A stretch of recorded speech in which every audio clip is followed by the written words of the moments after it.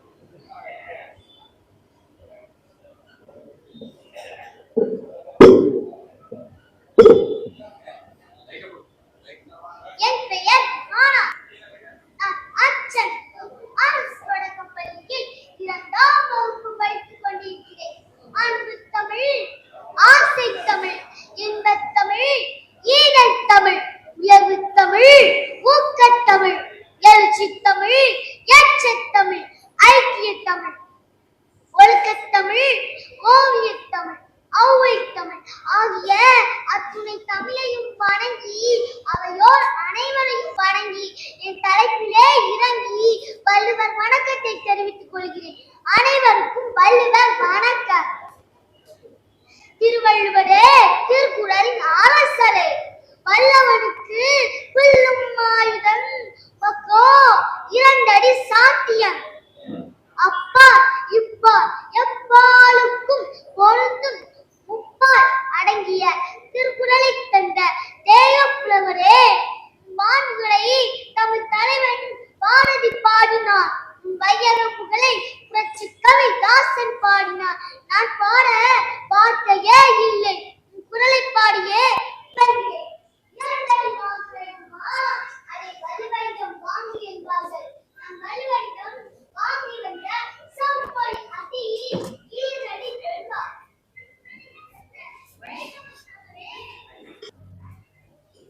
இரண்டடி குரல்பா என்ன தெரியுமா? பொருள்பால் அதிகாரம் அறிந்து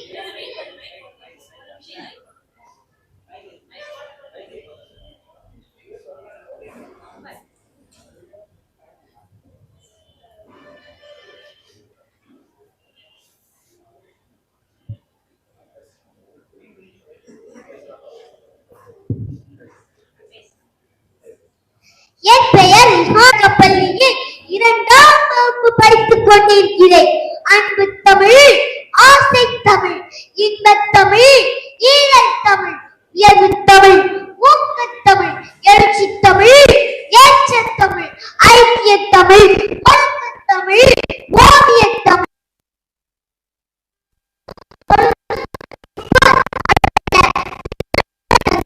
தெய்வ புலவரே, பாட்டுகளை தமிழ் தலைவன் பாரதி பாடினார். வையக புகழை புரட்சி கவி தாசன் பாடினார். நான் பாட வார்த்தையே இல்லை, குரலை பாடியே புகழ்கிறேன். 2 அடி வாங்க வேண்டுமா? அதை வள்ளுவனிடம் வாங்கி என்பார்கள்.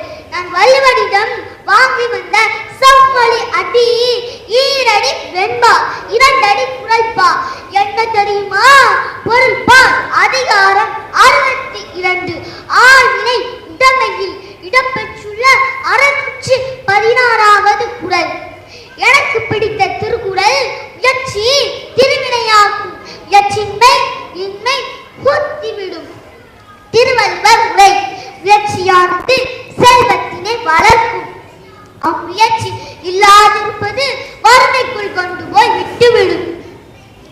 திருக்குறள் முனிசாமி உரை, முயற்சியானது செல்வத்தினை வளர்க்கும், அம்முயற்சி இல்லாதிருப்பது வறுமை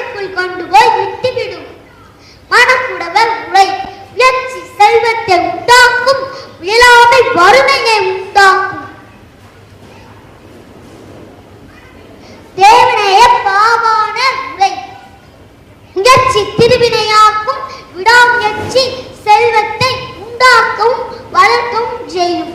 முயற்சியின்மை இன்மை மூத்திவிடும். அம்முயற்சி இல்லாமை ஒருவனை வறுமைக்குள் கொண்டு போய் விட்டுவிடும். அரசனுக்கு படைக்குடி கூலமைச்சு நட்பு அடங்களும் நாடும் சிற்றரசும் செல்வமாக கருதப்பெறும். வறுமை அவற்றின் குறைவும் அரசிறப்பும் ஆகும். சாலமன் பாப்பையா உரை: முயற்சி செல்வத்தை சேர்க்கும், முயலாமை வறுமைக்குள் சேர்த்துவிடும். வரதநாசனா உரை: முயற்சி செல்வத்தை சேர்க்கும், முயலாமை வறுமையை சேர்க்கும்.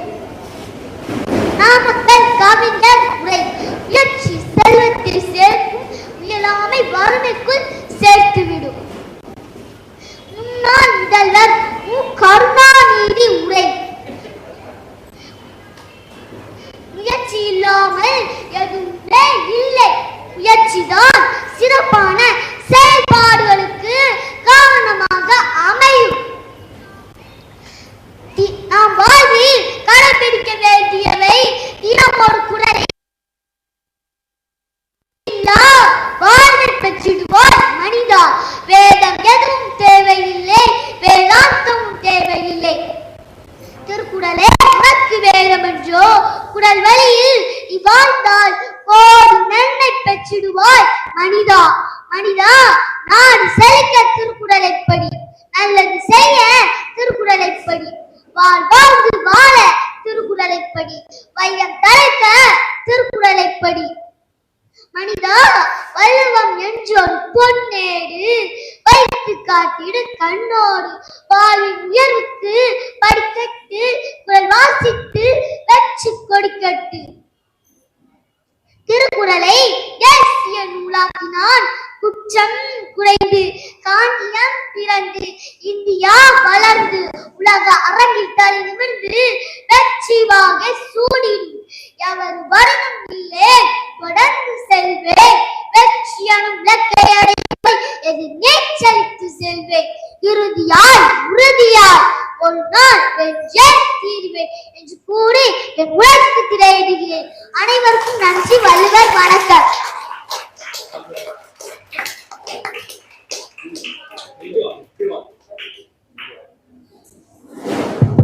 ரிஹானா அவர்களுக்கு 2ஆம் வகுப்பில் மிகப்பெரிய மேடை கிடைத்துள்ளது. அந்த மிகப்பெரிய மேடையை அவள் சிறப்பாக பயன்படுத்தி அதை ரொம்ப நல்லா யூஸ் பண்ணிட்டா. அவர் பெரிய பேச்சாளராக வர அவருக்கு என்னுடைய பாராட்டுதலை தெரிவித்துக் கொள்கிறேன். நன்றி, வணக்கம்.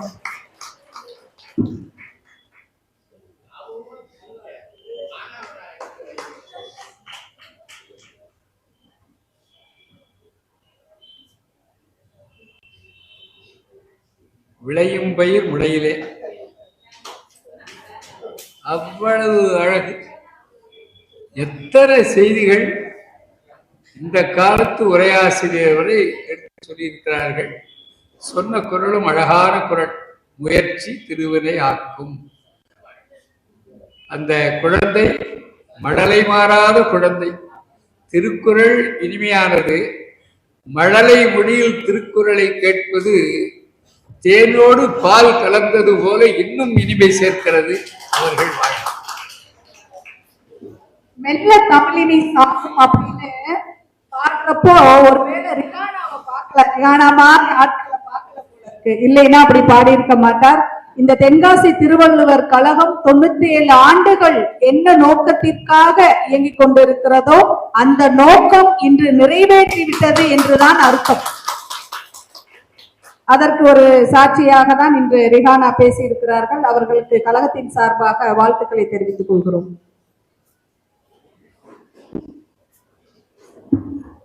அன்னைக்கு காலையில 6 மணி இருக்கும்னு ஒரு நகைச்சுவை காட்சி எல்லாருமே பார்த்திருப்பீங்க. அன்னைக்கு காலையில 6 மணி இருக்கும் அப்படின்னு ஒரு திரைப்பட நகைச்சுவை காட்சி.